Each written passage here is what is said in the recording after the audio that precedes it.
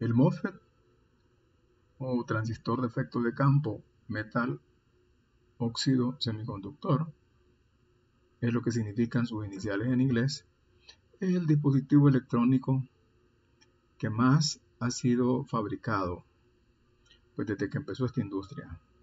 Por ejemplo, un CPU tiene desde hace 30 años más de 1 millón de transistores.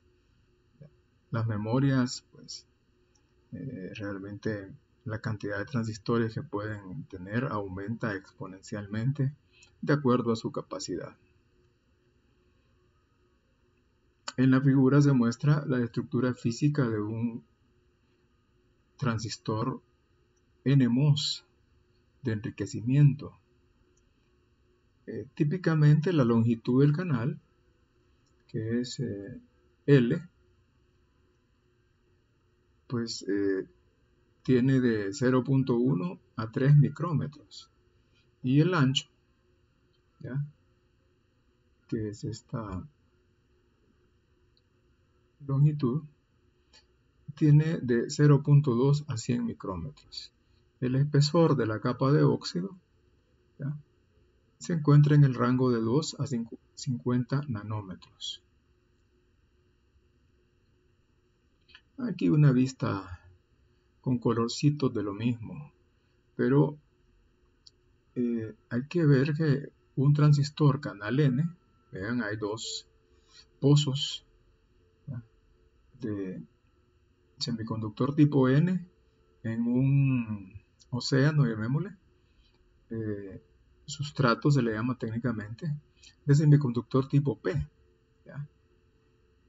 Aquí esta región, canal N, esta región de semiconductor tipo N, es la fuente. Aquí está su electrodo, source es fuente en inglés. Esta otra región de semiconductor tipo N es la región de drenaje. Aquí se le conecta su electrodo y el espacio entre las dos, cuando no hay ninguna polarización aplicada al transistor, es un canal, se mantiene pues con sus propiedades originales, o sea que es tipo P, pero aquí se va a establecer un canal tipo N. Además, encima de esta región hay una capa delgada de óxido, ya vimos en la lámina anterior que es del orden de los nanómetros, y encima una placa metálica. A esta se le conecta un electrodo y esto es la compuerta, gate. ¿Ya? Algunos transistores permiten una conexión al sustrato o cuerpo.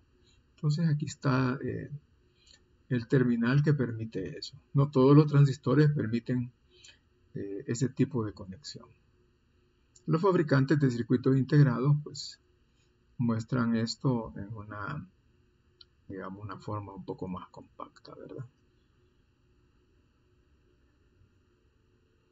Aquí tenemos básicamente cómo funciona un transistor NMOS de enriquecimiento en equilibrio, es decir, todas las tensiones de los electrodos son cero. Vemos que la fuente, la compuerta, el drenaje y el cuerpo todos están a cero. Puesto que hay varias regiones PN, varias uniones PN en el dispositivo, por ejemplo, entre sustrato y fuente y entre sustrato y drenaje, entonces aparecen regiones de agotamiento en esas interfaces. ¿Ya? Además, aquí sí, bueno, hay una pequeña tensión positiva en la compuerta, se me pasó. ¿Ya?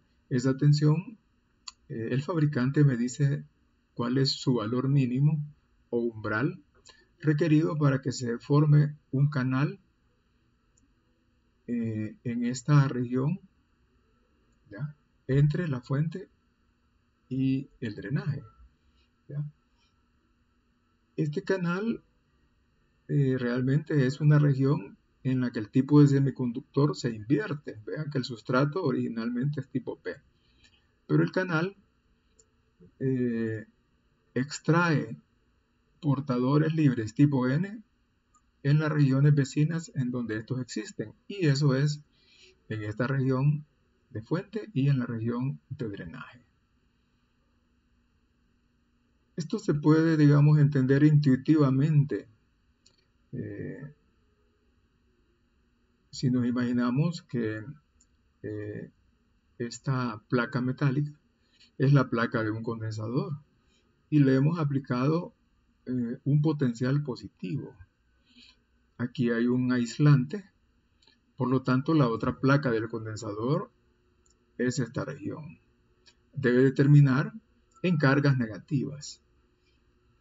Cuando aplicamos el potencial positivo de magnitud suficiente para establecer el canal, se establece un campo eléctrico y el campo eléctrico va a extraer portadores adecuados, en este caso electrones, de estas dos regiones, y los coloca acá para que las líneas de fuerza del campo, digamos, terminen en cargas negativas. De ahí el nombre del dispositivo, transistor de efecto de campo. Y yendo un paso más, para entender el funcionamiento del transistor MOSFET, ya hemos aplicado una tensión en la compuerta adecuada, ya que la fuente está a tierra, entonces las demás tensiones se van a referir respecto a la tensión de la fuente. Por lo tanto, la tensión aplicada a la compuerta es VGS, es decir, la tensión entre compuerta y fuente. Algo importantísimo, puesto que aquí hay aislante y esto se comporta como un condensador, en DC la corriente es cero. ¿Ya? En DC y en grandes señales. ¿Ya? Esto, digamos, nos adelanta que este dispositivo es un dispositivo de alta impedancia. ¿Ya? Corriente de entrada, que usualmente es la compuerta a la entrada, aunque no siempre es así, es cero. ¿Ya? Aquí podemos ver que se ha aplicado una pequeña tensión al drenaje. ¿Ya? Entonces ahora hay un canal, es decir, hay portadores libres aquí que tienen la disposición de moverse bajo la influencia de un campo eléctrico, y hay una diferencia de tensión entre estas dos regiones, establecida por esta fuente. Muy pequeña, pero es suficiente para que haya un desplazamiento, y eso constituye una corriente, la cual le vamos a llamar la corriente de drenaje. ¿Ya? Entonces la corriente entra por el drenaje, se va por el canal y sale por la fuente. Estamos hablando de la corriente convencional. ¿Ya? Vean que el sustrato, pues eléctricamente no hace gran cosa, aparentemente, ¿ya? Pues ya que sus dos uniones están polarizadas en reversa. ¿Ya? Para simplicidad, aquí no se han dibujado las regiones de agotamiento, pero ahí están. En esas condiciones, podemos mostrar la corriente de drenaje contra VDS, o VDS como le llamamos nosotros, pues así en lenguaje coloquial, ¿verdad? Entonces vemos que para tensiones de compuerta menores, que la tensión mínima requerida para establecer un canal, al cual los fabricantes le llaman, la representan de esta manera. Aquí ve sub T, donde T significa threshold o umbral. Entonces este valor pues usualmente está entre 0.7 y 1.4 voltios, ¿ya? Aunque puede cambiar de dispositivo a dispositivo. Entonces vemos que mientras la tensión de compuerta fuente no alcanza este valor, la corriente es cero. Cuando lo excede en 0.5 voltios, Y además BDS es muy pequeño, vean, 200 milivoltios es muy pequeño. Vemos que la corriente se relaciona con BDS de una manera lineal. Es decir, quiere decir que el comportamiento del transistor para valores muy pequeños de BDS es equivalente a una resistencia. Si aumentamos la tensión BGS, aumenta la conductividad y por lo tanto la resistencia disminuye. Esto da lugar a una aplicación del MOSFET como resistencia controlada por voltaje. Aquí un poco más de lo mismo, ¿verdad? Con algunos comentarios, ustedes pues los pueden ver en la presentación PDF que ya está en Campus. Bueno, si aumentamos BDS, la región de agotamiento entre las uniones PN del sustrato y la fuente y la región PN del sustrato y el drenaje es diferente. Esto está polarizado esto está en equilibrio y esto está polarizado en reversa, y a medida que BDS aumenta va a estar más en reversa, por lo tanto el ancho de la región de agotamiento va a aumentar. Eso provoca que el canal se vuelva asimétrico, puesto que una polarización más en reversa de esta unión va a empujar el canal, lo va a hacer menos profundo, ¿ya? Y por lo tanto va a haber menos espacio para que circule la corriente. Eléctricamente, si nosotros comenzamos a variar BDS para un valor de BGS dado, ¿ya? Observamos que para valores pequeños de BDS, ya lo habíamos mostrado, la relación es lineal. La relación entre corriente y BDS se puede explicar por una línea recta, por la ley de Ohm. A esta se le llama subregión óhmica. Sin embargo, más allá de unos 200 milivoltios, ¿ya? Aunque siendo estrictos esto se deja en 100 milivoltios, la relación deja de ser lineal. Y tenemos aquí una relación pues de una naturaleza un poco distinta, ¿ya? A esta región se le llama triodo, ¿ya? Sin embargo, en un cierto punto de BDS, al que le vamos a llamar BDS de saturación, y que para cada valor de BGS se define como BGS menos BT, ¿ya? La corriente deja de aumentar con BDS y digamos, idealmente se mantiene en un valor constante. A esta región se le llama saturación, y esto significa que por más que aumentemos BDS, la corriente de drenaje ya no va a aumentar, ¿ya? En realidad, en los dispositivos prácticos, la corriente se aumenta, pero muy poco en esta región, muy poco. De manera que en el análisis en grandes señales o DC, vamos a asumir que la corriente a partir de ese punto permanece constante. Aquí está la explicación. A medida que BDS aumenta, el canal se vuelve más estrecho cuando nos acercamos al drenaje, ¿ya?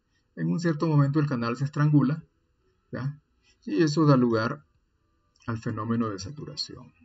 Hay que decir que el funcionamiento en esta región es el más importante para la electrónica analógica, es decir, amplificadores, fuentes de corriente y otras aplicaciones. Pero para las aplicaciones digitales, el funcionamiento es o apagado o en un cierto valor, ¿ya? Entonces, eso marca dos grandes regiones de aplicación de los MOSFETs. Aquí, digamos, tenemos una explicación que ustedes tienen que leer en el texto, o le vamos a dedicar pues una discusión separada a esto, donde se analiza un diferencial de carga, el cual pues un portador que se encuentra ahí pues al ser sometido al campo eléctrico comienza a desplazarse a una cierta velocidad, etcétera. Y eventualmente llegamos a una expresión de la corriente en función de todo lo que pasa allá adentro. Y la corriente toma esta forma, la corriente de drenaje. Y esta es la ecuación general para la corriente de drenaje en un MOSFET canal N. Vean, la corriente es mu n, mu es la movilidad de los portadores, en este caso electrones, son los que existen en el canal. Esta es la capacitancia por unidad de longitud. Esta es la relación geométrica del transistor, ancho entre longitud. Y aquí está lo que estamos haciendo eléctricamente nosotros. VGS nosotros lo aplicamos, VT es una propiedad del transistor, VDS viene aplicado por nosotros. Entonces vemos que ID es función de VDS, de VGS, de las propiedades del transistor y en menor medida de VDS al cuadrado.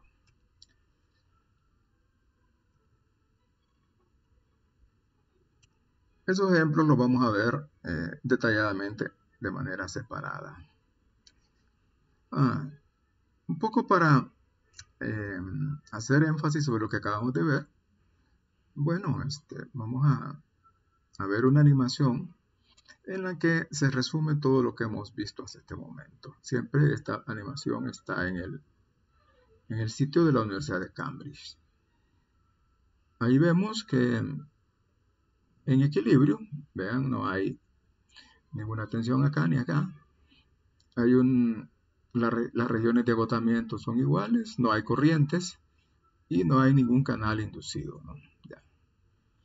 Pero a medida que nosotros vamos haciendo cambios en esta situación, pues además hay que decir, ¿verdad?, que en este caso, vean, ahí aplicamos un VGS de 2 voltios, se establece un canal, pero todavía esto no es suficiente para que circule corriente, entre otras cosas porque VDS es 0. Ya hay portadores aquí en el canal, ¿ya? Ahora hemos aumentado VGS a este punto, vean. Definitivamente el canal ya es adecuado para que circule corriente, pero no hay diferencia de potencial entre estas dos regiones, porque VDS es 0, ¿ya? Entonces,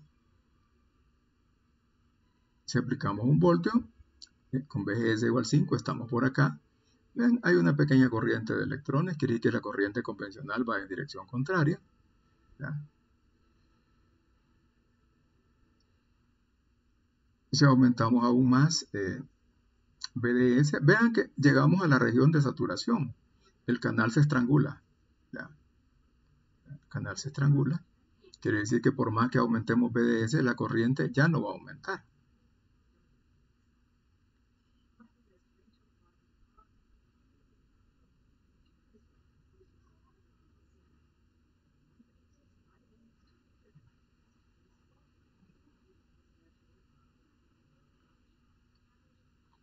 Ahí están pues todas las cosas de interés que hay que ver.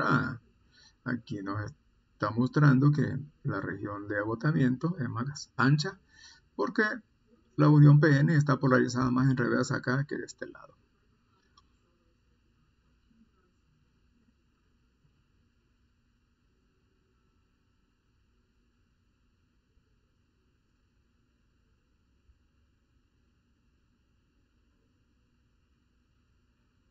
Ahora polarizamos, vean VDS en 10 voltios. Definitivamente estamos bien adentro de saturación. Entonces quiere decir que por más media vez el canal se estrangula, pues ya no hay forma de que aumente la corriente para ese valor de VGS. Si queremos aumentar la corriente, tenemos que aumentar VGS.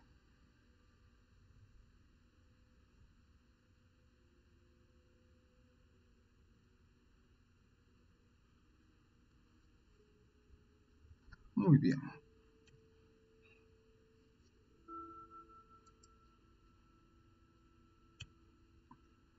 En un circuito integrado pueden haber transistores NMOS y PMOS. Ya hemos visto para los NMOS, Pues como las regiones N están construidas dentro de un océano, llamémosle, de material tipo P.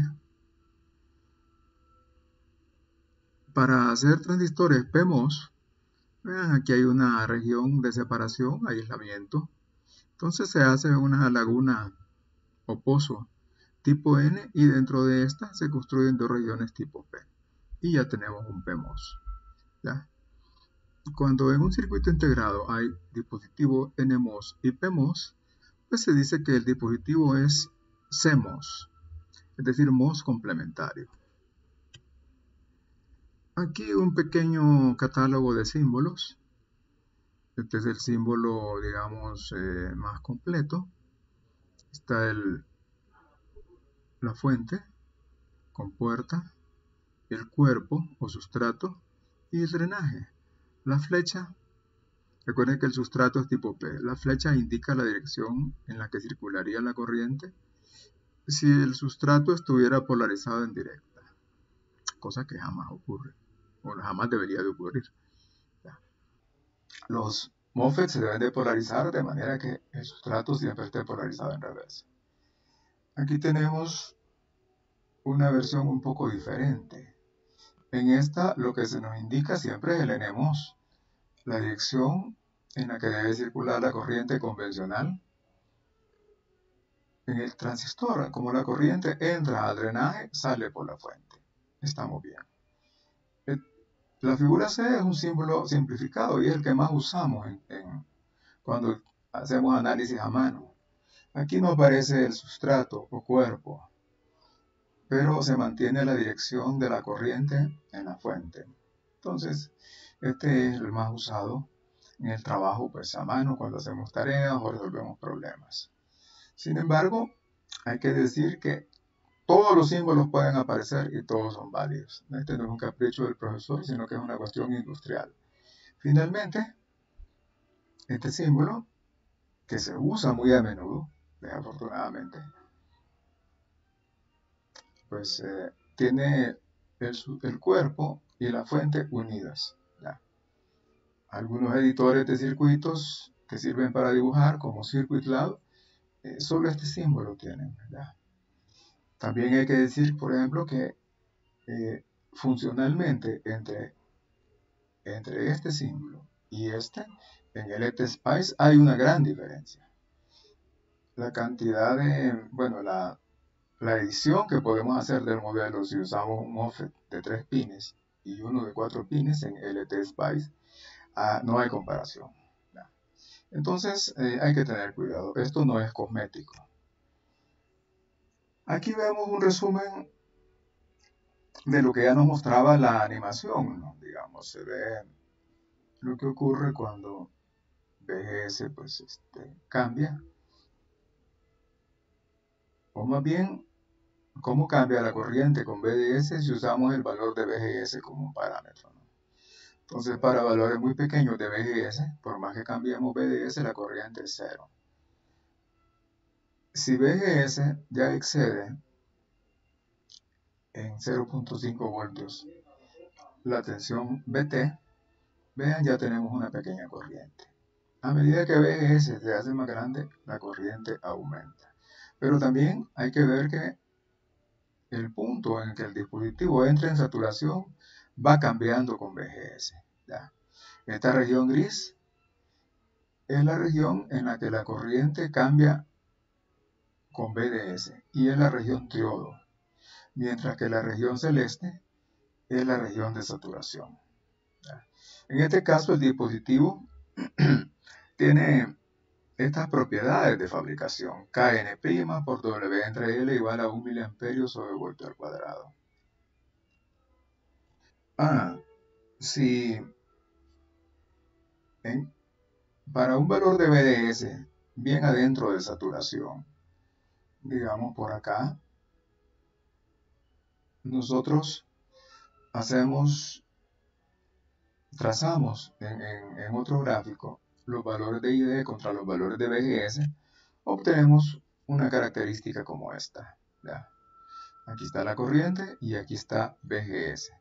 Entonces vemos que para valores de VGS por debajo del umbral, que en este caso por fin se aclara, era 1 voltio, ¿ya?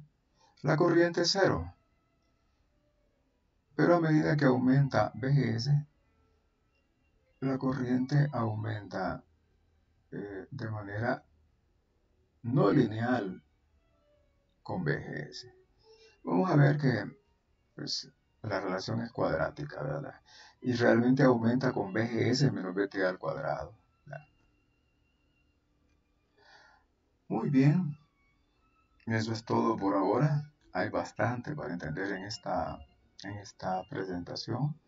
El video lo pueden, perdón, la animación interactiva la pueden ustedes buscar en esta dirección. Y esto está en el PDF que les he subido. Y bueno, es todo.